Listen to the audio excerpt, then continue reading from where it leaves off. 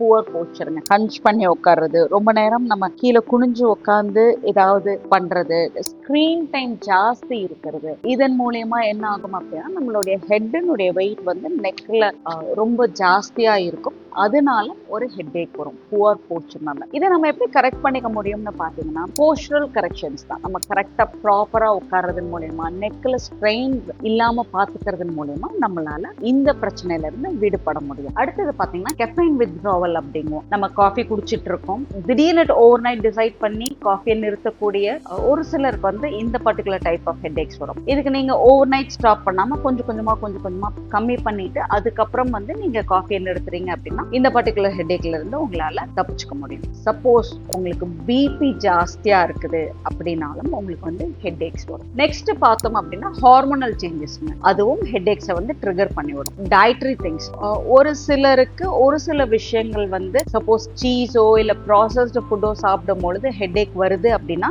நீங்க இந்த உணவு பழக்கங்களை வந்து நீங்க மாத்திக்கிட்டீங்க அப்படின்னாலே இந்த டைப் ஆஃப் ஹெட்டேக்ஸ்ல இருந்து உங்களால எஸ்கேப் ஆயிக்க முடியும்.